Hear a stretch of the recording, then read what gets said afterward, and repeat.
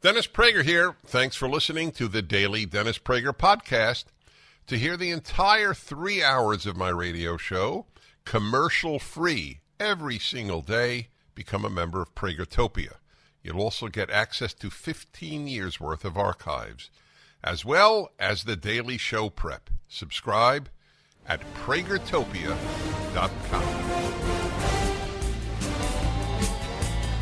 Sound of the river, you stop and you hold everything. A band is blowing Dixie, double fall. And a pleasant Friday to you. I'm Mark Davis. This is the Dennis Prager Show. And so to the swifter listeners among you, you will notice, hey, that must mean that Dennis is not in today. And that is correct. He'll be back on Monday. In fact, I believe he'll be back Monday from this room. I believe he will be right here in the Dallas-Fort Worth area. So that's exciting. I've had my earpiece in for the last half hour, and now, of course, now that we're live, it pops right up.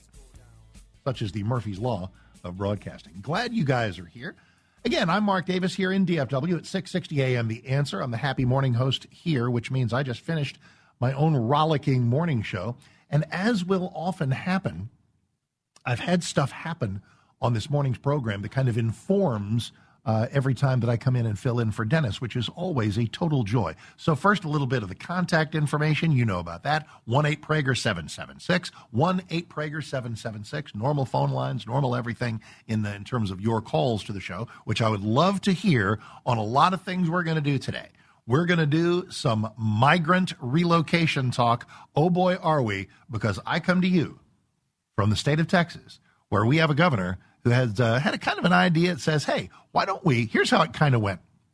It started out a few months ago, as Governor Abbott says, I'm going to take some busloads of migrants and send them to Muriel Bowser's front doorstep there in D.C., to Eric Adams in New York. That went well. And then to Lori Lightfoot's neighborhood in Chicago, where she promptly schlepped them over into conservative suburbs with Republican mayors. Cry more. And then Ron DeSantis, I guess day before yesterday, came up with the idea in Florida that says, let's have, there he is right there on screen, the Salem News Channel. Watch the entire proceedings here on the Salem News Channel. Let's take some migrants and let's send them to Martha's Vineyard. And then I can imagine Governor Abbott there at the governor's mansion in Austin saying, hold my beer. I am now going to send a couple of busloads to Observatory Circle in Washington to Kamala Harris's house. Now, this is an important distinction. I have often said, like, you remember when they were protesting at Brett Kavanaugh's house, when they were protesting at Amy Coney Barrett's house, Supreme Court justices, et cetera. And whether it's a national issue or a local issue, I am the guy who's always said in terms of protest, stay away from people's homes. Go to their offices, their workplaces, stay away from people's private homes. Aha, therein lies the meaningful adjective, because Observatory Circle is not a private home. That's the house we give to the vice president. It's where Pence lived. It's where Cheney lived. It's where Biden lived for a while. And now he's, of course, at the White House. That's where the president lives. That's not a private residence. So protests at the White House, of course, are fine. Protests at the vice president's residence are fine. But let's flip the script a little bit. If somebody wanted to go to AOC's home, Nancy Pelosi's home, Chuck Schumer's home, I'd say nah, because I always believe leave people alone in their private homes. But Kamala's house, not a private home, public. And of course, they also have plenty of gates. There on the screen at Salem News Channel, you see this wonderful sign that they have hung there at Martha's Vineyard that talks about we welcome all people, Black Lives Matter, LGBTQIA, PDQ, et cetera, everybody. And there's a reference to being a sanctuary community. Well, they were in a welcoming mood. As Lieutenant Governor Dan Patrick said last night with Laura Ingraham, they were in a welcoming mood. Did they mean that sanctuary city sentiment? Did they mean it? They meant it till the buses rolled up. That changed everything. So we're going to talk a little bit about that today. We are 53 days away from the election, from version number 12 of the most important election of our lives. We always say that. Usually, sometimes we've been overstating it somewhat. Not this time. In fact, let's take a little walk through this. Again, 1-8-PRAGER-776 for your phone calls, 1-8-PRAGER-776. And by the way, to shoot a little note to me, the miracle of Twitter, that's at Mark Davis, at M-A-R-K Davis. Shoot me a little something. I'll take a look at that during the breaks, and we can have like another whole show. It'll be fantastic. 2016, we had before us, we were staring down the barrel of a Hillary Clinton presidency. Only Donald Trump could prevent it. Thank God he did. Thank God he did. This was a recurring mantra for me during my local show here in Dallas-Fort Worth, and anytime I would fill in for anybody here in the Salem Media Group. Thank God he won. Thank God he won. Thank God he won. The notion of a second term arises in 2020. That didn't happen. And of course, there's another whole slew of talk shows we can do on that and probably have and probably will. Here's why 2020 was enormously important. We didn't get what we wanted. We didn't get the result we wanted for various reasons. And so see what happens? Country's going to hell. Everything is just on the hot rails into the lake of fire because Biden is president. This is the worst presidency of my lifetime, and it's not even close. Obama looks positively harmless, and Clinton looks positively Churchillian compared to these people on every issue, not just inflation, not just borders, not just energy policy, the culture. We're going to talk a little bit about the culture today because on this morning's show, I told a little story about college. Do you know who Kaya Rychek is? She is the courageous woman who does Libs of TikTok, one of the best Twitter accounts you can possibly follow.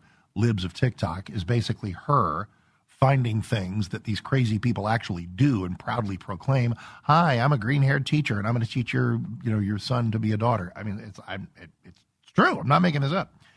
And she's just a genius. So you can watch her Twitter feed and say, wow, those people in Spokane, or wow, those people in Schenectady, or wow, those people in whatever town the clip comes from, they're crazy. They really ought to do something about that, either local school board or, boycott the local colleges, whatever. I had this come directly home to me with the friend of a family, a wonderful young lady who's a friend of my son's. And all she wants to do in life is be a teacher. She wants to be a teacher, and she's going to be a good one, too. She is a smart young lady. She is a young woman of strong faith, sharp as a tack. She just has the entire skill set. And she is going to the University of North Texas in Denton, which is a great school in a great community. That's UNT, Mean Green. Got to love it. Except for this. I mean, is it a liberal enclave? Yeah. So even here in DFW, we have schools that deceptively, hope that doesn't seem harsh, but I could go with fraudulently, let's just say curiously, have religious names in their abbreviations. SMU in Dallas. The M stands for Methodist. TCU in Fort Worth. The C stands for Christian. Well, good luck with that. Because both of these schools, and go Mustangs and go Horned Frogs, they're great. I love those communities, and their alumni are all over the place. All kinds of love for all kinds of people. But doggone it, man, what a minefield. What a minefield of wokeism. Woof, it's everywhere. It is everywhere. So in this particular story, this young lady, I've wound up getting some texts, a video of stuff they're making these kids watch. And there's this young lady who actually operates, her enterprise is called Woke Kindergarten. I got to hand it to the left. They tell you what they are going to do. They often will flat out tell you what they are trying to do. The question is, what are we going to do? Are we going to lie down and get steamrolled by this? Or are we going to fight back? And what does fighting back look like? What does fighting back look like? Boycotting these schools? Vote with your feet, vote with your money, find schools where this doesn't happen? I mean, that's probably a good thing, but I'll tell you where the conversation went this morning. the idea arose that if you do have a kid of strong faith, strong intellect, if you put the armor of God or the armor of some level of objectivity around him or her, that maybe you send them right into that cauldron to prep them for the world that lies beyond. Because every single one of these woke universities are a microcosm of the world that may lie after graduation for them. So we'll talk a little bit about that as well. Oh, I got more. I've always got more. So what let's do is let's take our first break, come back, start taking some calls. 1-8-PRAGER-776. Mark Davis in for Dennis. Happy Friday. So glad you're here. The Dennis Prager Show, live from the Relief Factor Pain-Free Studio.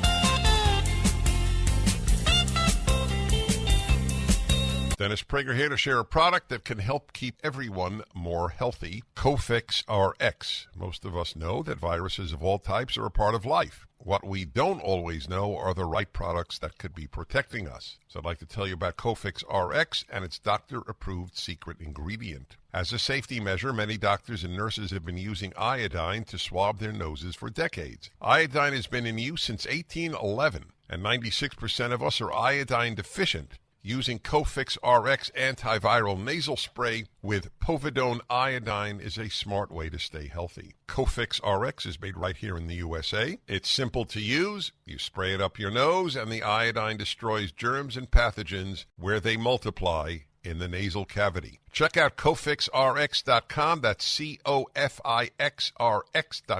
for a retailer near you, or use the coupon code Prager for 20% off at CofixRx.com. That's where we are.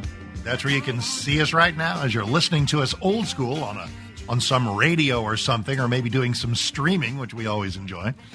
Used to be you'd walk into a radio station and it'd be a radio station, and people would hop in their cars or go to their homes and turn little dials and go to the proper frequency, and people's voices would come out of the box. That is stone knives and bearskins now. Radio still exists, to be sure, but they're streaming all over the place, and of course the Salem News Channel. However you are consuming the Dennis Prager Show, we appreciate it, particularly on days when Dennis isn't here. I'm Mark Davis filling in. Happy Friday. I hope all is well with you. About to head to your calls. The first thing I brought up, and maybe the first thing tactically, but believe you me, I could keep several plates spinning at once. So whatever you want to tackle, be my guest. At 1-8-PRAGER-776, 1-8-PRAGER-776. This flotilla of bus brigades, plane brigades, whatever other form of transportation may lie ahead, is the stuff of messaging genius. And the way you know it is the shrieks and cries and conniption fits from the left.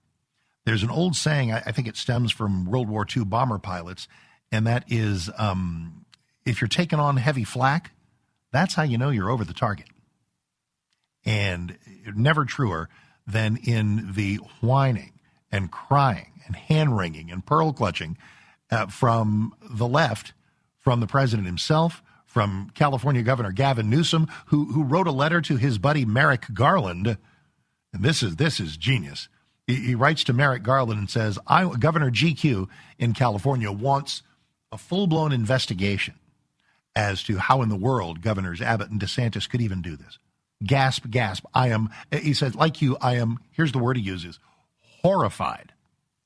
Horrified. The language people have used in reaction to this, an outrage, it's cruel. I think a couple of people have called it human trafficking. These people, man, these people. And when all we're really doing is relocating some folks who shouldn't be here anyway from one part of America to another part of America. Oh, the humanity. So in doing so, what we're doing is we're taking the border crisis and bringing it right to these sanctuary city environments, these sanctuary states, these sanctuary enclaves, these sanctuary communities. And we're showing them in real time, in face-to-face experiences, what the costs are of that kind of foolishness. And it is sublime. It is perfect. It is Christmas every day. So let's hop some calls on this, various other things. We're going to do some woke culture talk. And you know what we'll do? Since her funeral is Monday, I've had some pretty fascinating conversations with people on and off the air about what we're witnessing across the pond right now, what is it, the late afternoon, early evening in London, how long do you have to stand in line to walk into Westminster Hall? And tons of people are doing it. I think there are three ways to react to this Queen Elizabeth story and the number of days of coverage since her passing. One is to be pretty deeply moved by it. And I got to tell you, that's me. I have enjoyed is the wrong word. It's been meaningful to me to see a country unite, to see a country honor its traditions, to see a country value its founding, to see a country honor a sense of obligation and duty and pay a lot of credit to a woman who displayed so much of all of those things at a time when honor, obligation, duty, patriotism, country are being spat on all over America and the rest of the modern world. That has been of value to me. So it can sort of reach out and touch your heart. Or you can be sort of indifferent to it, like, whatever, Elizabeth. The other one, and I get a little bit of this, are people just outright hostile. Like, hey, we fought a war to get away from that nonsense. And that is undeniably true. we don't have royalty. That's kind of the point. But they do, and it means something to them, and it has been of value to them. And I'm glad we don't do it. But anyway, we'll probably do a little Elizabeth roundtable as we work our way through the rest of the show as well. All right. So 1-8-Prager-776, 1-8-Prager-776. Great to have you here. As we hop toward your calls, let us start in Florida. Odie, hi. Mark Davison for Dennis. How are you doing? Good, Mark. Yeah, I'd like us to refer to these migrants as criminals, and the biggest threat to us taking the Senate is Mitch McConnell. What's your main couple of gripes about Mitch? I mean, give me yours and I'll give you mine. Well, mine with him is he's not supporting the agenda that we, the American people, wanted started in 2016. He's not supporting these America First candidates, such as Masters in Arizona, the individual in New Hampshire, Vegas. We have a great opportunity. Herschel, Dr. Oz, yeah. Mm-hmm. Yes. We have a great opportunity here to start fighting and taking our country back. But I think he values his minority status more than the country. That is, I appreciate you. Consider the charge. And all of y'all may remember Mitch McConnell just a couple weeks ago was he at a speaking gig in his native Kentucky. And there in the bluegrass state, he stood in front of a crowd of folks and said, Republicans are likely to take the House back. The Senate, maybe, maybe not. And then the sentence that went around the world, candidate, he said the Senate, those races are statewide, which is, obviously true. And then he said, candidate quality can be an issue. Candidate quality. Who might he be talking about? Is it that maybe Herschel Walker does not have the smooth diction of William F. Buckley? Is it that, if you take a look at Dr. Oz, I favored, one of his rivals, but Dr. Oz won, so guess what? I'm Team Dr. Oz. You know why? Because we got to keep Fetterman out of the Senate. Good Lord, what even is that? The time for all these internecine squabbles among Republicans is over.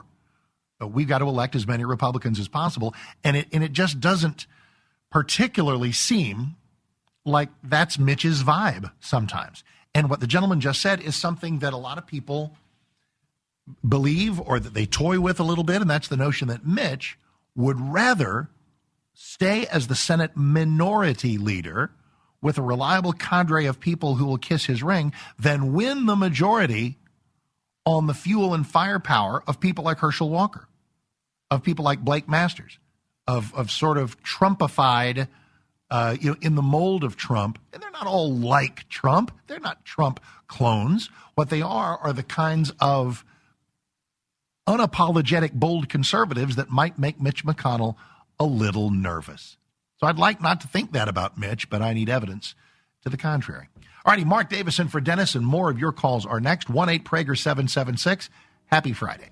History repeats itself, and we're seeing that play out with inflation. When Jimmy Carter took office in the late 70s, gold sold for $140 an ounce. By 1980, the price of gold topped out at $870 an ounce. If today's market performs like it did when Carter was in office, the price of gold could skyrocket from $1,800 an ounce to $9,300 an ounce. This is Dennis Prager for AmFed Coin and Bullion. Don't miss out on a great opportunity to purchase precious metals while the prices are still stable. If history repeats itself, we'll see a run on gold, silver, and platinum that will certainly drive up prices. Be smart and buy now, as I am. At AmFed, you're dealing with specialists who provide you with personalized attention, honest information, and sound advice. You'll never be pressured into buying outrageously priced so-called collectible coins or anything that you don't need. Take advantage of today's prices. AmFed Coin and Bullion, 800-221-7694. AmericanFederal.com, AmericanFederal.com.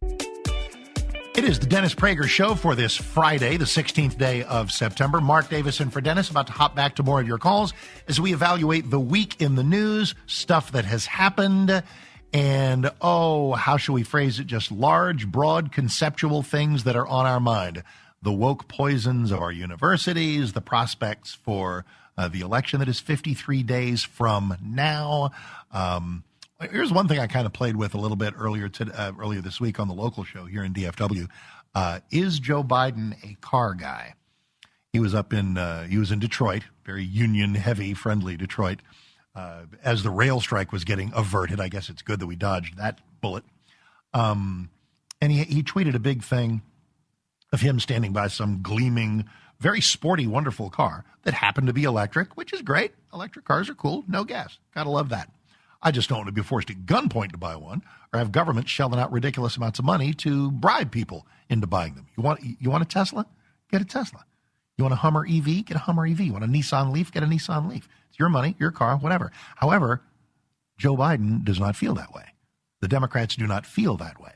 They want to shoehorn you into electric cars. He had this tweet earlier that said, I envision the full electrification of the American road trip. Really? That's nice. If the American road trip is not longer than 300 miles.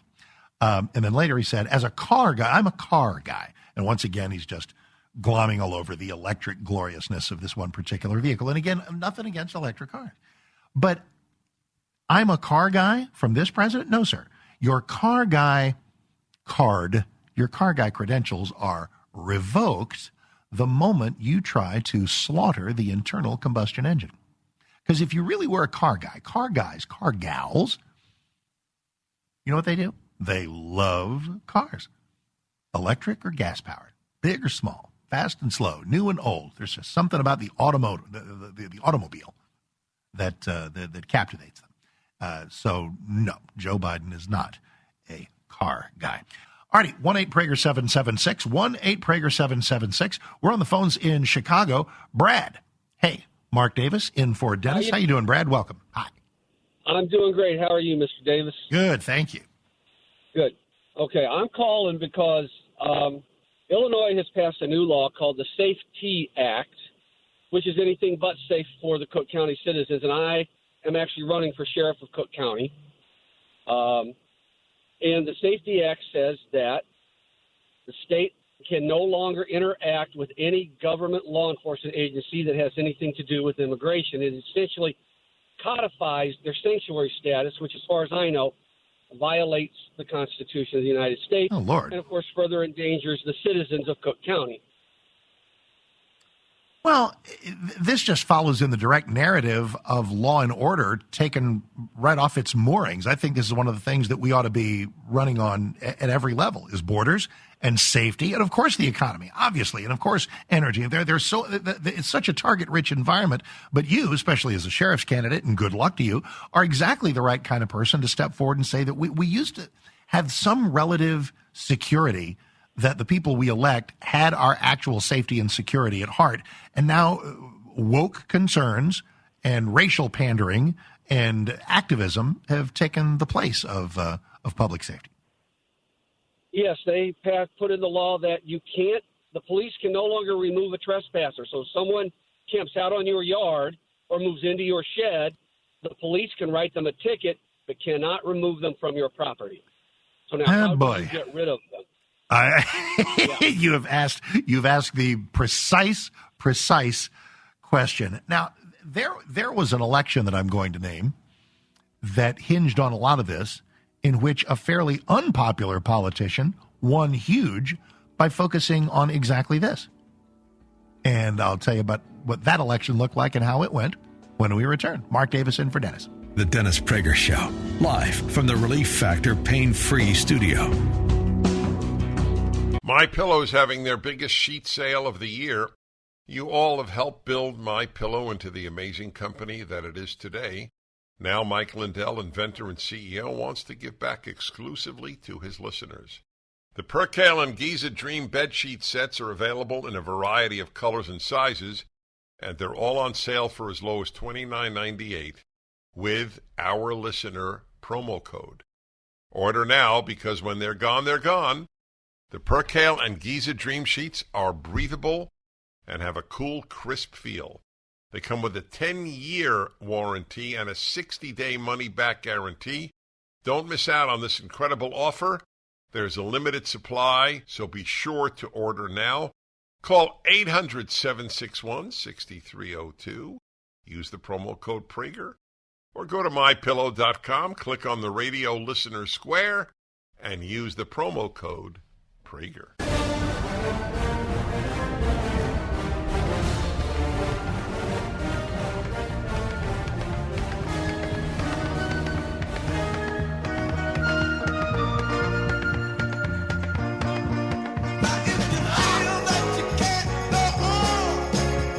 Appropriate lyrics for a desperate time. If you feel like you can't go on, reach out. We'll be there here at the Salem Media Group with a full day of talk show hosts, and even when some of the key guys aren't there, willing soldiers who will step in and say, hey, sign me up. Mark Davis in for Dennis Prager. I'm the Happy Morning Show host at 660 a.m. The Answer in Dallas-Fort Worth. And for today, and whenever they ask, the more than happy fill-in guy for Dennis Prager. Phone number remains the same, and that is 1-8-PRAGER-776, 1-8-PRAGER-776. You can get a hold of me on Twitter at Mark Davis, M-A-R-K Davis. Many of you are. It's fascinating. It's like another whole show going on. I love it, and I deeply appreciate your input. If you're just joining us, we've talked a little bit about the migrant relocation strategy of our governor here in Texas, Greg Abbott, and Governor DeSantis in Florida, and a little bit of the sort of the way this drama has played out. It started out some weeks ago with Governor Abbott deciding we're going to load up some buses and send people to liberal cities. Hey, Muriel Bowser, how'd you like some of these folks right there in Washington? Hey, Eric Adams, boom. How about some of them right there in New York, New York? Start spreading the news. Here come some buses. And then Lori Lightfoot in Chicago. And then, I guess a few days ago, Governor DeSantis in Florida said, okay, let's turn the buses into planes and let's send them to another liberal enclave, not a big seething city with a Democrat mayor, but a Tony seaside location like Martha's Vineyard. And so there they were. What was it, 50 of them? And it was as if a meteor were hurtling toward the earth. To see these people, to see these officials. And then, as the DeSantis planes turned Martha's Vineyard into a cauldron of panic, Governor Abbott said, hold my beer, I'm sending a couple of more busloads, this time to Kamala Harris's house. It just gets better every day.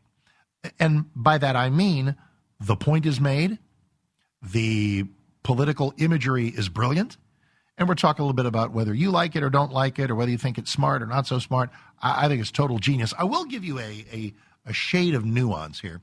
There were folks here in Texas, and granted, some of them were folks who were Republicans who had not been on board with Abbott, but had better be now, because we got to make sure that he sends Beto O'Rourke packing with a decisive defeat on November 8th.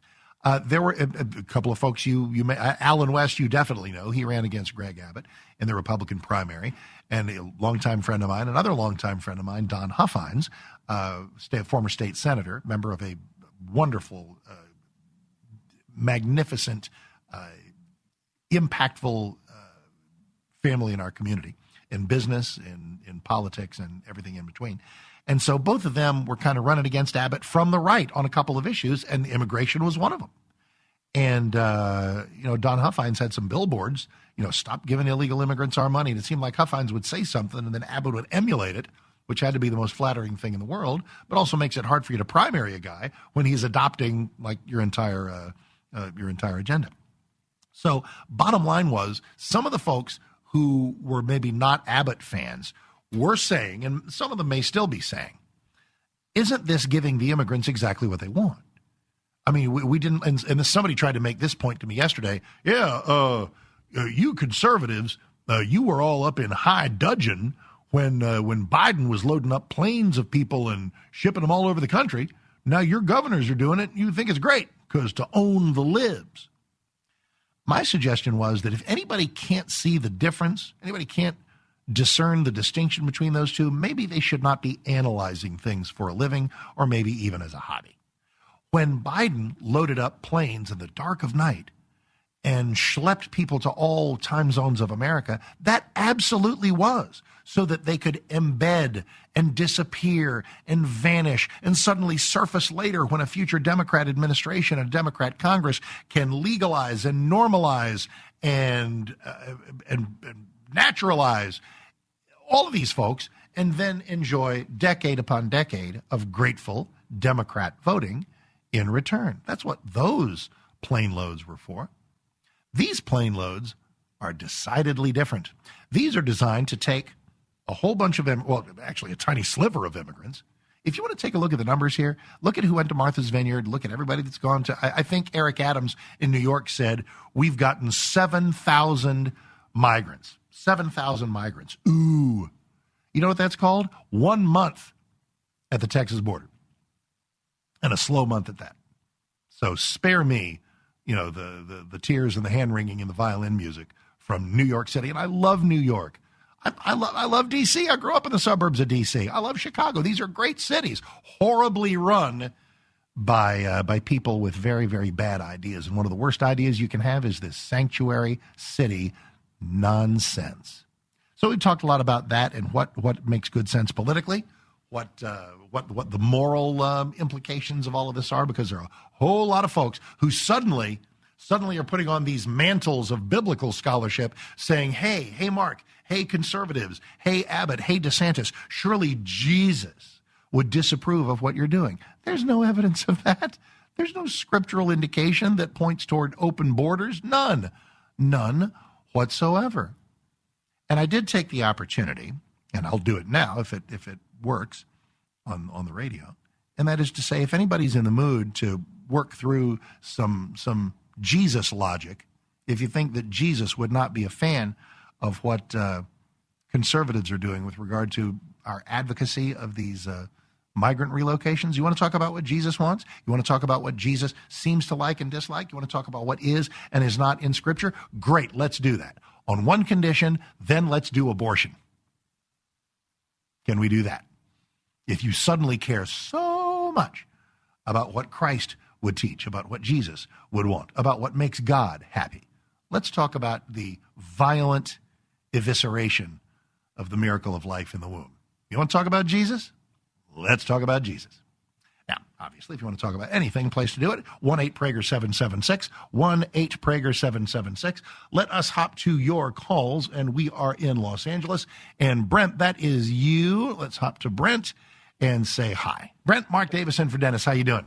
Great. Hello, Mark. Great talking to you again. Hi. I'm with Joe's demons. I mean, Democrats. Jesus wants us to provide immediate sanctuary to all Democrat dreamers at the multi-billion-dollar Ivy League campuses of Harvard, Yale, Brown, and Columbia. In California, the leftist lovers at UCLA, UC Berkeley, Irvine, Santa Cruz, and Santa Barbara will also want to welcome them, especially their woke aborting women who so adore children. And other excellent locations are Silicon Valley, the Soros estate, the Gates estate, the Zuckerberg estate, and of course all the estates of Hollywood, NFL, NBA millionaire billionaires. Yeah, surely they will all be welcoming. Surely these are places with that where that whole sanctuary spirit exists. Surely these are places that will gladly and willfully welcome all these folks, because that's what they say that we should all do virtually every day. We are in Orlando. AG, Mark Davis, welcome. How are you doing? Welcome to the Dennis Prager Show. Hey, Mark, how are we doing? Hi, AG. Good, thank you. Great. I just wanted to let you know that you're correct in Numbers 32:17. God gave the children of Israel the cities and told them to set up and fortify the cities, to set up borders to keep other people out. Yep. As well as David, before he became king, he was riding around with his band of soldiers and stopping people from crossing the border to bringing in problems. Yeah, thank you. There is nothing whatsoever scriptural about the notion. It is the height of moral idiocy that leads people to say that kindness, that Christian kindness extends to open borders any more than your personal kindness must necessitate that you leave the door of your house unlocked so that anybody can just stroll on into your house. Of course, you're not going to do that. Well, you heartless son of a gun. You should let anybody into your house who wants to come into your house. That's insanity. And yet there are people who want our country to be run that way. In fact, let's back it up and take a look at the 30,000-foot level, because so many people try to do this. They conflate government beneficence. They conflate and confuse what the late, great Walter Williams used to call the benevolence industries, from welfare to food stamps to all kinds of things. And there are things we do to establish a safety net for people. I totally understand that. The notion that kindness, that Christian kindness, is defined by what government does. It never is. The Christian concept of kindness, of charity, is about people to people, donating and outreach, human to human. In no way is it defined by what government does. Here's what we're going to do. Quick break. Then back with more of your calls. Mark Davis in for Dennis Prager on a Friday. The Dennis Prager Show, live from the Relief Factor Pain-Free Studio. Just to go and show.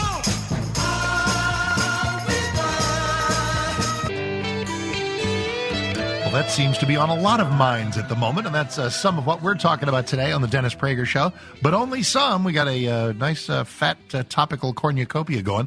Mark Davis in for Dennis. Phone number 1-8-PRAGER-776, 1-8-PRAGER-776. Pop me a note on Twitter, anything you want to do, at Mark Davis, M-A-R-K Davis on Twitter. Right back to your calls in just a moment. All right, whether you are wireless or still, anybody still have a landline?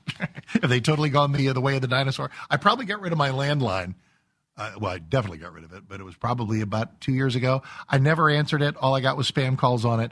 Finally pulled it. And I remember asking people, what possible reason is there to keep a landline? I asked on the show. I guess I'd run out of topics that day. I don't know. But anything could be a topic. I said, should I keep the thing? I know just Murphy's Law, the minute I got rid of it, I'd regret it. There'd be some reason I wish I had the stupid landline. And I remember the only calls I got were if there was some like alien electromagnetic pulse or something like that took out all the cell towers. I'd be the only house that could contact the world because I had a landline. That struck me as a bad movie script, so I chose to save $38 a month and got out of the world of landline. So whether you're calling us from a landline, cell phone, or anything in between, we appreciate you as we head to L.A. Doug, Mark Davis in for Dennis. How are you doing? Welcome. Hello. Hey, Doug. How are you? Hey, great. I love you, Mark. Thank Prager, you. I love listening to the back and forth with you and Mike Gallagher in the mornings. That wakes me Very up. kind. You guys are great. Okay, so first of all, I think that the whole open borders nonsense is ridiculous. I don't know how we allowed this as a country. Obviously, these Democrats do not care. They do not care about anyone but themselves, enriching themselves. And I'd like to say that includes some Republicans, some rhinos. It seems like they cannot get it together. Why are we fighting ourselves? We'll never get control if we continue to fight ourselves. Mark. Well, that's a great question. Here's, pardon my brevity, I'm going to try to get some folks here. Why are we fighting ourselves? As Republicans, we have often looked over at the Democrat Party and said, man, we disagree with everything they stand for, but we envy them their unity, their lockstep, harmony, don't we? And it seems that part of being a Republican, not part of being a conservative, is there a rift in the Republican Party? In a way, sure, because there are people who are conservative and people who are not.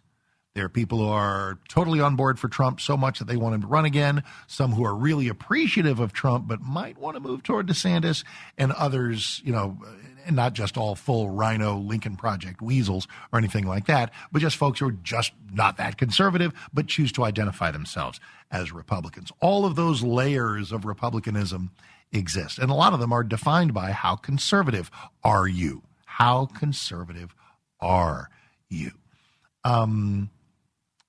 Primary after primary is revealing that voters, even in New Hampshire, did you catch that sort of the MAGA-approved candidate did well in supposedly more moderate or libertarian-leaning New Hampshire? Look at what Kari Lake is doing in Arizona. I think she's completely going to win. There are states, I mean, especially up in New England, I don't think you're not going to get a Ted Cruz, Rand Paul-style Republican senator in Maine. Susan Collins makes me nuts every once in a while. I'm glad she's there. I'd rather have her there with the R by her name than anybody with a D by his or her name. And this is what Mitch McConnell needs to understand. And this is what really hacked off a lot of people. Is there was Mitch in that infamous Kentucky speaking engagement talking about how we have a candidate quality problem. No, we don't. We might have a leadership quality problem, because here's the sentence that needs to come out of Mitch's mouth. Maybe Herschel Walker is not, a silver-tongued orator. Maybe Dr. Oz is not the most galvanizing, figure in Pennsylvania history. I don't care. They are our people now. They are our only hope to get Republican control back in the Senate, which you would think Mitch McConnell, of all people, would have some enthusiasm for. And so here's the sentence. Any of our people is better than any of theirs. Any of our Republicans is better than any Democrat. And that takes into account all the various shades, all the various levels, all of the various flavors of being a Republican these days. You're going to find not every Republican primary winner is going to be a down the line, crank it up to 11 conservative. That's what the primaries are for, to determine just what kind of candidate you want. Once the primaries are over, if you want to regain control of the Senate, you fall in, you unify behind the Republican who won. This is not hard. This is not hard. Let's grab some more of your calls. 1-8-Prager-776. We are in San Antonio. Jerry, hi. Mark Davis in for Dennis. How you doing? I'm doing quite well. How are you? Good, thank you. I've got a complaint with what DeSantis did and what my governor is doing. I wish they would have waited till 14 to 21 days before the election. The electorate's got such a short memory, and there's so much in the media that can, like a cat, cover up this stuff. Understand. That it'll be old news by the time we get to unless here's the thing. I totally understand the strategy point you're making. Let's hit them with this with 3 weeks to go rather than with 8 weeks to go. A couple of things to consider. Number one, do you think they're done? I think these things are going to continue for every one of these 53 days. They'll be, it's like spin the big wheel. Find a liberal city, Detroit, Seattle. Choose your method of transportation, planes or buses. This time it's planes, and then choose the destination. And the other thing is, if it had hit, at the middle of October, it would have had value. You got a great point there. But doing it now gives us the opportunity to enjoy the delicious hyperbolic overreaction, to watch the left panic at the prospect of being shown the cost of open borders. I don't know. I think this timing might work out pretty well. I agree with. I'm hoping they have something else up their sleeve. I believe they do, because this is like a law of physics. If a politician or elected official does something and they think it's working, they're going to keep doing it. I'm going to keep taking your calls. Mark Davis in for Dennis. Stick around. The Dennis Prager Show. That's where we are for visual purposes. Thanks for watching. Thanks for listening, however you may be doing that. And thanks for calling. I know how you're doing that. That would be 1-8-PRAGER-776. 1-8-PRAGER-776. Mark Davis in for Dennis, who is back with you on Monday. We are wrapping up the week looking at the big stories of the week, looking at the migrant relocations and the delicious reactions to that, looking at the prospects for the elections that are 53 days away, looking at other things. It'll probably be next hour before I start to talk a little bit about the whole Queen Elizabeth thing, because her funeral is Monday, and believe you me, from now all the way through the weekend, it's going to be nothing but mile after mile after mile of people standing in line to pay their respects. Why is that? And look, I count me among the people who are really glad that we don't do royalty. We did fight a war to get away from that in George III, and I don't seek to emulate it in any way. I've never been particularly fascinated by the royals, but I'll tell you, The Crown on Netflix is one of the finest things you'll ever see on TV, just for the history of it, if nothing else. And there's something about this whole pageant of respect and deference to her that has actually touched my heart in a lot of ways. I'll tell you about it probably next hour, because we got a lot of calls. Let's take a bunch of them right now. We are in Cleveland. Sarah, hey, Mark Davis in for Dennis. How are you doing this Friday? Oh, thank God. How are you? Hi, good. So I just had a comment, and you're not the only one that said it, but I happened to call in, and that is, God created the world, and Jesus did not. And, this is a Judeo-Christian, I believe. And so I just want to say, it's I don't feel like that's the right thing to say. That what's not the right thing to say? That, Jesus this and Jesus that. No, God created the world. Jesus did not create the world. Right. Has anybody said Jesus created the world? No, we were just speaking of him, but we have we're not the majority, but yet you guys came. I'm trying not to be insulting, but you guys came out of our religion, and I just find it insulting when people. This is an interesting moment in which someone calls the Dennis Prager Show and suggests that there's not enough love being shown to the Jews. No, I love you. Let me.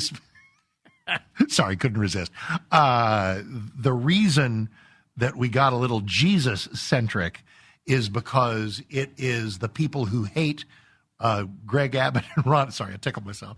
It is the people who hate Greg Abbott and Ron DeSantis who have been attempting to throw a lot of Jesus, to weaponize Jesus. It's essentially an attack right into the heart of evangelical Christians, you might go, or whatever, or any Bible-believing person, whichever testament you please, that there's something unchristian, pardon that term, about what Abbott and DeSantis are doing. So that is why, in response to that, I spent a good number of sentences talking about how there is nothing in what Jesus ever said, or what God himself ever said, that says that we have to have open borders. Nothing whatsoever from either source. We're in San Diego. Mark Davis, welcome. How you doing? Nice to have you on the Dennis Prager Show. Hi. Talking about open borders. In Leviticus chapter 19, verse 34, God said to the nation of Israel, the foreigner residing among you must be treated as your native born. Now, my response to that as a Christian, as a Bible believer, my response to that would be, if an American citizen entered the United States illegally, should that American citizen be prosecuted for breaking the law? How does an American citizen enter the United States illegally? If they went down to Mexico, if they're wanted in the United States, but for some reason they want to come back, they're citizens. They're citizens. By your own example, they are citizens. Obviously, get to come back. So help me out. Right, but if they're a criminal, so they have to enter the United States illegally, but they are a citizen. If that American citizen entered the United States illegally, should he be prosecuted? Yes. Well, there's a little bit of a okay. Yeah, because Leviticus said, treat the foreigner as your native born. My point is anybody. Oh, gotcha. Okay. We took a little sideways trip to get there, but I get it. But now I get it. That it is biblical to welcome foreigners, but not under the pretext of people who are breaking the law. Just in time. Mark Davis in for Dennis.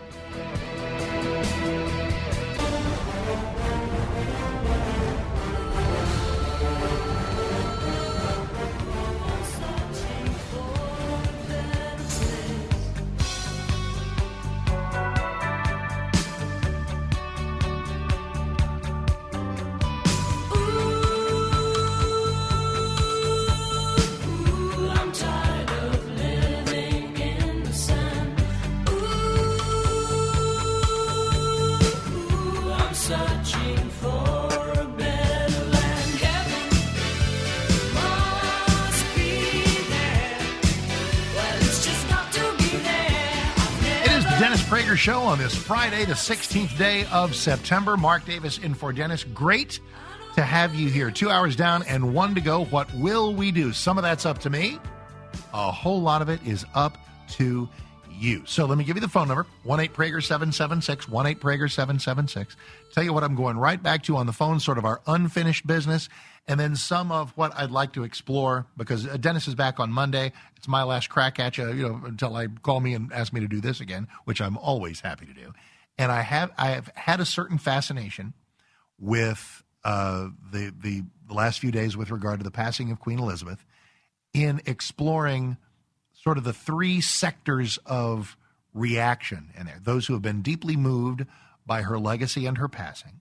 Those who are kind of ambivalent about it and who think that maybe too much is being made of it. To others who are just outright hostile to it for some reason, like queenophobes. I have no idea. But anyway, so we may ask, which are you? And I'll share a couple of thoughts. And I'll tell you that probably the third time I've said this here on the show. I'm really glad we don't have royalty. We have people who think they're kings, but they're not. I'm glad that we fought a war to get away from that nonsense. But having done so and established our republic, which still manages to survive by a thread, they've had this for eons and eons, and it has served them well in a lot of ways. And they're characteristics that serve people well, that serve nations well, and that serve that serve countries well. A commitment to duty, a sense of patriotism, a sense of service, a sense of tradition. And here are words I haven't spoken yet, so I guess I'm glad I saved this for the last hour. There's something about the Elizabeth legacy over 70 years. Obviously, it takes us through a whole lot of colonialism in there, and colonialism has its share of historic controversies. But there's simply no doubting the civilizing and scientific and cultural and legal. I mean, where do we get property rights? Where do we get all manner? There's so much of. Without England, there is no America. We're not sitting here if there's never any such thing as the history of England. I mean, there were other countries, Spain, the Dutch, all kinds of folks came over to what was then the so-called New World, but it was kind of an English thing. They were kind of the alpha country. And we obviously were colonists, and we fought to gain our independence, and we won, and that's awesome.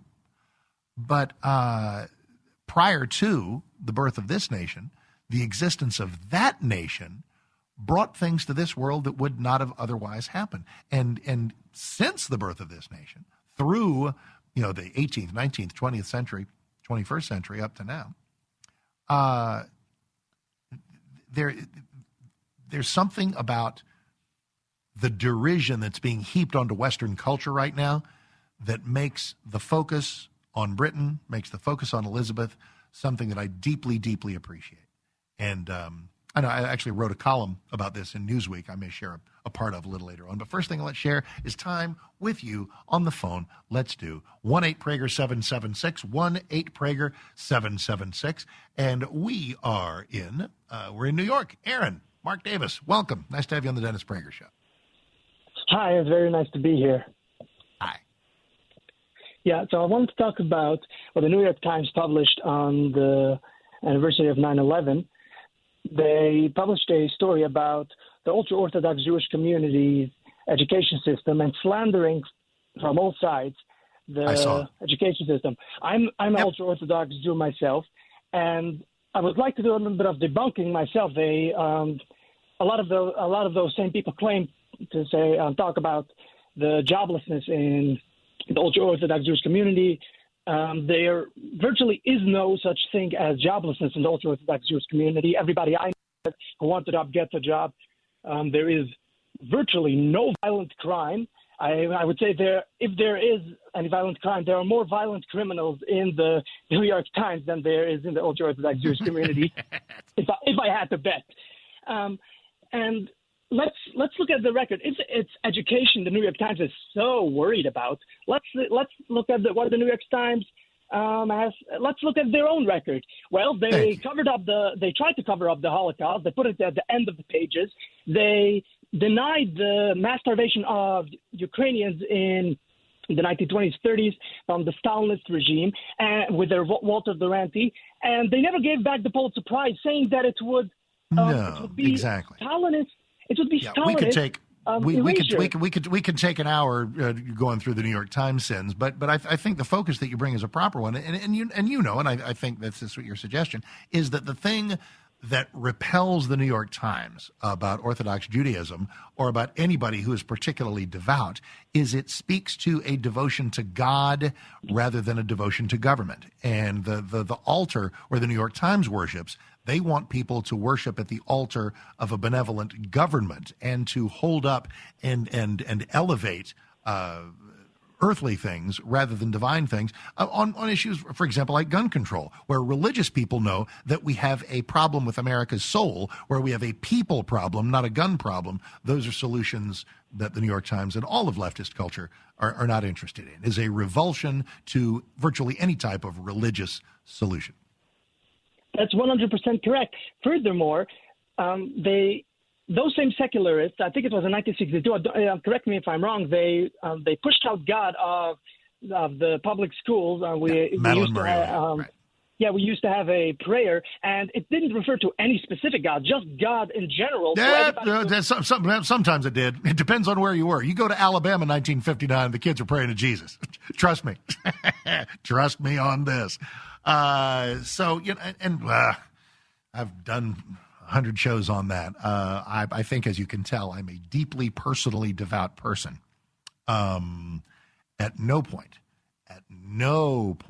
have I ever needed or have I ever wanted public schools to proselytize. What I do want public schools to do is leave my kids alone so that they can have whatever faith that they like. Religious neutrality, to me, doesn't mean religious hostility. The public schools should not care what faith your kids are, but the public schools should not suppress your kids from their free exercise. Now, if some kid's free exercise impinges on some other kid's sphere, obviously, we're not going to have a whole lot of sidewalk preaching going on in the gym class. But if a kid has a Bible on him, or if somebody says grace before lunch in a public, or if they do the rallies around the flagpole before school, that's magnificent stuff. And obviously, if people of other faiths want to do things, they can too. We have allowed public education to drift from religious neutrality, where the schools say, hey, you're American, this is taxpayer-paid stuff, you guys be whatever faith you wish. We've gone to the sidelining of, the stigmatization of, the criminalization of, in some cases, Bible-believing kids, and that's a big problem. All right, 1-8-Prager-776, 1-8-Prager-776. We're in San Antonio. Dan, Mark Davis, welcome. How are you? Welcome to the Dennis Prager Show. Hi, Mark. I wanted to talk to you about something you said about Donald Trump in the last hour. You said that you were okay with him lying about certain things. Is that correct? No, careful. I said Trump made some stuff up. Inauguration crowds, a couple of factoids here and there, a couple of things here and there. He would fudge some stuff. Every politician does. People would dwell on those. Excuse me. I'm not going to redo history with you. Inauguration crowds, occasional stuff. He would flat make stuff I'm up. asking your opinion. I'm asking your definition. Well, for God's sake, if you'll sit tight for 30 seconds, I'll tell you. It does. First of all, everybody does it.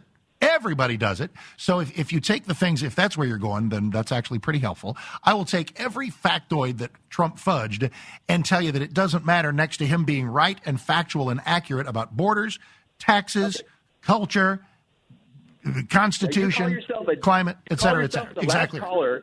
You called yourself a deeply personally devout person. I assume you're absolutely. I'm not familiar with absolutely. You. So you got that right, buddy. The Bible said to not bear false witness. So I want to know why you think it's okay for Trump to bear false witness.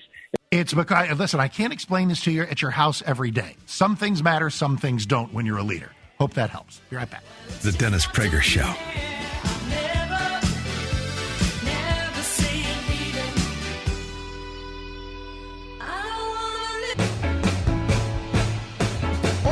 It is the Dennis Prager Show for this 16th day of September. Very, very glad you are here. Appreciate you being here. 1-8-Prager-776. 1-8-Prager-776. To our last gentleman, love the call. Appreciate it. Time ran short.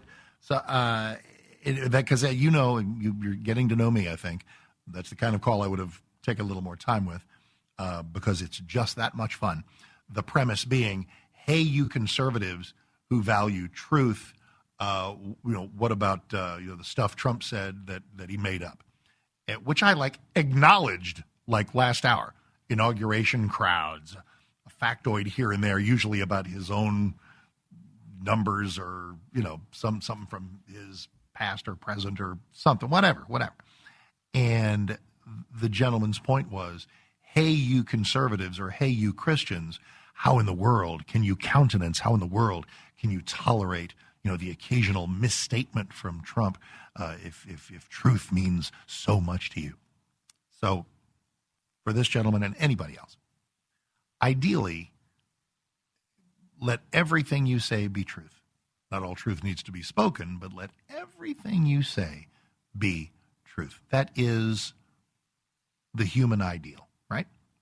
In politics, they say never. I'm going to say never. This will never happen. So what you're left with is evaluating as a leader, as the quality of a leader, as someone in whom you're going to trust to, run your country. What kinds of fabrications you're going to tolerate? Is it something about inauguration crowds? Is it something about how much, just whatever that Trump might have made up along the way? And by the way, all of these people who are looking for us to bail on or condemn Trump for some prevarication of that type, presuming that these are all coming from the left, and they are. All right, you want to talk about lies? You want to make a list of lies? How about the border is under control? Now, that's something that matters. Because to the gentleman's point, I said, let me give you some things that Trump believed and Trump said that he was always truthful about. They are called the things that matter. He spoke truth about the border. He spoke truth about the Constitution. He spoke truth about the Supreme Court. He spoke truth about taxes. He spoke truth about his desire and promise to put America first on the world stage. He spoke truth about presenting a strong face to the world. Those are called the things that matter. Now, if you want to make a list of things that politicians say that are not true, if you go to Biden, good Lord, inflation is under control. Our borders are secure. My political opponents pose a threat to democracy.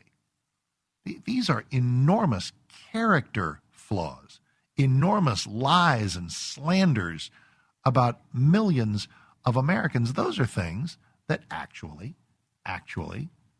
matter. That would be the dichotomy that I would draw. You may differ. Give us a shout. 1-8-Prager-776. 1-8-Prager-776. We're in Los Angeles. Hey, Cole, Mark Davis in for Dennis Prager. How you doing this Friday? Hi, Mark. Hi. I'm doing fine. How are you doing today? Super. Thank you. Great. All right. So basically, I'm looking very strongly at the situation with Donald Trump. I voted for him 2 times. I really like Donald Trump. Yeah, he's got his rough edges, et cetera, et cetera. But one of the serious issues right now is that there are so many irrational people in our electorate, And they just can't think clearly, and they're impassioned against Trump. We just don't have time for another big problem in the White House. And therefore, I think that DeSantis is a stronger candidate, a more viable candidate overall. I think he's very sharp. I think they're both very sharp. Yeah. I think DeSantis has more finesse than Donald Trump does in dealing with edgy questions or whatever. But the main issue, we have to win over the independents. And there isn't time for another weird, or not, pardon me, it's a bad word. No, I get it. No more. The drama, the just all. I hear from a lot of people who say exactly what you're saying. I also hear from a lot of people who say, God bless DeSantis, but nope, needs to be Trump and nobody else. So the question is, and maybe we'll find this out in the primaries, do we really want this? Maybe we'll get it. Trump versus DeSantis, we'll find out. I don't want to put words in your mouth, not at all, but tell me if the following paragraph resonates with you. Thank God for Trump. Glad he won at least once. Wish he would have won twice. But moving forward, if we can get Trump's agenda in a more disciplined package and avoid an election where every Democrat will rise out of the grave, perhaps literally, to vote against him and crawl on broken glass and walk through fire, maybe we're better off with DeSantis. Is that generally your view? Yes, it is. That's right on, actually. I appreciate it. Thank you. I always like to paraphrase people as best I can. Let me just. That's really well written. Well, no. I did it on the fly. It's crazy. I don't have a lot of skills, but this is one of them. No. God bless you. No, you're very kind, and thank you. Now here's the question. I know a lot of you driving around, walking around the house, are thinking totally agree with that guy. Others are going And in fact, a lot of the logic goes like this. That if the left is so exercised and so triggered by Trump, then that's exactly what we're going to give them. We're going to give it to them and make them like it. I appreciate that. There is something, I got to tell you, if you could tell me, if I could step into the future and watch Trump beat, Kamala Harris or whoever the Democrat Party coughs up in 2024 and take the oath of office again, to the enduring chagrin of just the right people, oh, Lord, that might be one of my favorite American moments ever. Problem is, don't know if that happens. I'm not telling you it doesn't. That's why, and it's funny, I think I'm getting just the right amount of calls over my talk show career lately, where people think, if I'm getting calls from people who say I love Trump way too much, and then the next calls are from people who say that I'm too willing to bail on him, I think I must be striking exactly the right balance, because here's the truth in what I think should be a pretty short paragraph. Thank God for Trump. He's the best. He's the most important presidency of my lifetime. But Mark, what about Reagan? Reagan was the best human being ever to be president during my lifetime. I guess you could call it my favorite president, perhaps. Trump is my favorite presidency, if you get my drift. And maybe that's a distinction without a difference, because while Reagan rescued us from Jimmy Carter, Donald Trump rescued us from Hillary flippin' Clinton. Those stakes were astronomically higher. And right now the fight is so sharp and the need for fighting back is so precise that we better have somebody with exactly his nerve, exactly his spine, the ability to beat down the left and force a path forward with strong, unapologetic conservatism. Whether it's Trump or somebody else who can do it, and DeSantis looks like he can, that is what we need. So I'm open. Let's see what happens. Let's see what happens. See what happens in the next segment. Mark Davis in for Dennis. Stick around. The Dennis Prager Show. Yes, they do. In fact, every Dennis Prager show teaches what should be taught, with Dennis at the helm. And we try to do our best, those of us who fill in from time to time. I'm Mark Davis from 660 AM The Answer, Dallas, Fort Worth. That's where we join you from. Glad you are here. Appreciate you being here. Let's dive back onto your calls. Stuff from the week gone by in news, things on your head, things on your mind and in your head, in your heart. Choose whatever preposition you like. And the phone number again is 1-8-PRAGER-776. And you can always keep track of me on Twitter at Mark Davis, M-A-R-K Davis. All right, let's see what's up next. Let's roll to Cleveland and Dan. Mark Davis in for Dennis. How are you doing? Happy Friday. Well, thank I'm wondering if our country is inching toward one-party rule. I mean, seriously, rating the opposition candidate. This is the things that happen in horrible third world dictatorships. You know, they say it's about Trump. It's about the dominant party. Well, I mean, the whole notion of here's the control we have. It's called 53 days from now. 53 days from now, we'll see if the Democrats are going to be scolded for what they have done, and not just in terms of dirty trick tactics like the Mar-a-Lago raid, but in terms of horrible policies. We'll find out. I mean, if there have been times when Republicans have enjoyed the presidency and big congressional majorities. There have been times when the Democrats have enjoyed the presidency and big congressional majorities. You know what the common thread is? It's called people who voted for them. Now, obviously, I know, start another entire talk show on election integrity, which is vital, by the way. And I'll tell you another thing that's vital is if you want to do something about that, then make sure you vote and take 10 of your friends, if not 20.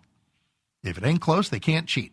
Have we done an appreciable job of improving? It's a good thing the show's about done and the week is about done because my ability to talk is apparently on the way out.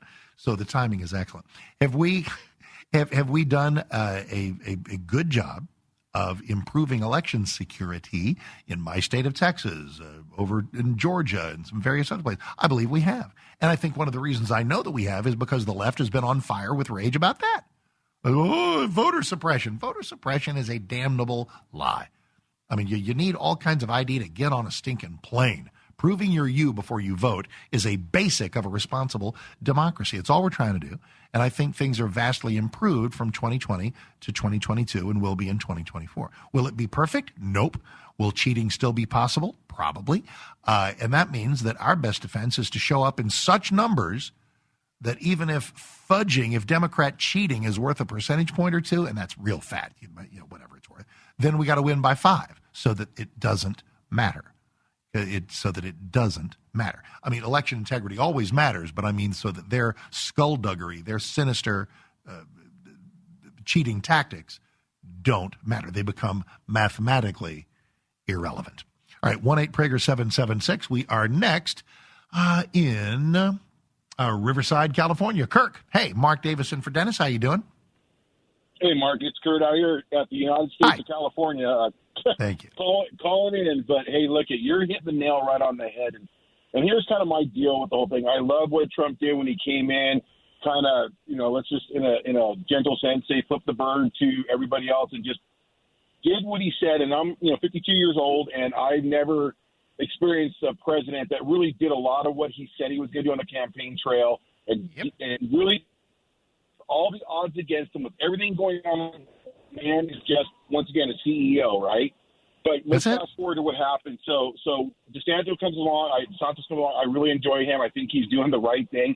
Even the whole Martha Vineyard thing, the way he does things, he's a lot more polished, and I do believe he has those conservative values. And if we're fighting for the conservative values, because when I saw DeSantis at first, I'm like, I think this should be our man. This should be our Huckleberry.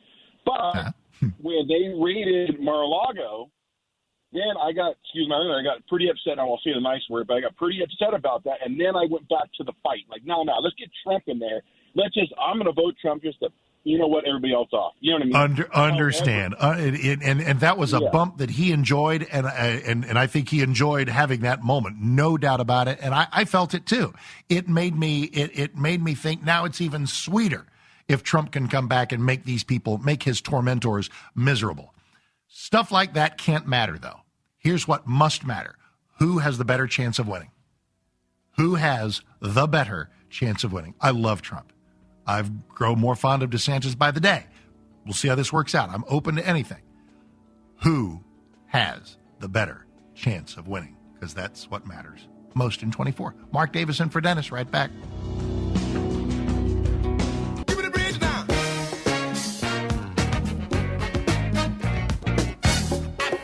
Bustin' loose, give me the bridge now. The great Chuck Brown, Soul Searchers. There's a reason this is on the Salem Media Group, Salem News Channel Radio Network confab of stations. I brought it here from my local show. I was filling in for Larry one day, and said, "Hey, how about some good quality D.C. area dance stuff from the late '70s? The late great Chuck Brown and Bustin' Loose." Well, thanks for busting loose with some of your time. And speaking of time spent, what an absolute joy it is to work here with Sean and have Suzette doing the calls, and from the video end, Alex and JJ and Rick, and the force of nature that is Alan Estrin, who always calls up and says, "Hey, Mark, can you do this date?" And I always will do whatever I can to say yes. And there's something I've sometimes done at the beginning. I do it at the beginning of my own show. And I sometimes do it when I come in and fill in for Dennis, and nobody has minded so very, very much. And I figured, well, I just hop right into topics. And that is to gather for a moment of actual prayer.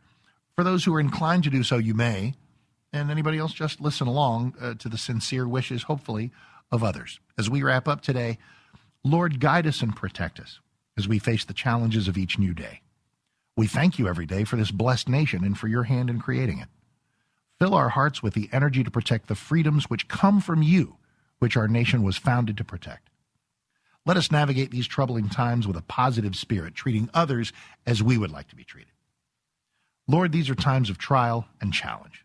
So lift us as we follow your word and work for a better America where our Constitution is honored, our schools are safe, our elections are reliable, our borders work, where we protect the unborn, and where we fight for the meaning and the intent of the two genders you created, and where our differences are hashed out with honesty and goodwill, and our freedoms of speech and worship are protected. As we face each day's problems, Lord, give us the clarity to look around and cherish our many, many blessings in our nation, our various communities, and our families. If we follow you, Lord, we know we can get through anything. And we ask these things in your holy name. Amen. The history of that is in March 2020. Remember that. I was yanked off of actual vacation, so it must have been a big story. It was COVID. And I came back to do a Thursday show in the middle of March 2020, and I said, I'm going to be talking to listeners who don't know what lies ahead in the future, who don't know if their jobs are going to exist, if what the effect on their communities, don't know if they're going to live or die because of the evil COVID. I said, so what's the best thing I can do? Not everybody's going to do it. We don't run a theocracy around here, but I said the first thing that occurs to me to do is talk to God. So I did, and I figured I'd do it publicly, and I've done it every day since, on the air and off. So look, whatever your beliefs and whatever your pursuits and whatever you're up to, thanks for joining us on the Dennis Prager Show. Go to DennisPrager.com for all things Dennis. Follow me on Twitter at Mark Davis, M-A-R-K Davis. Appreciate you all. Thank you. Have a fantastic and blessed weekend. Dennis is back on Monday, and I'll be back here next time they ask, right here on the Dennis Prager Show. I'm Mark Davis. See ya.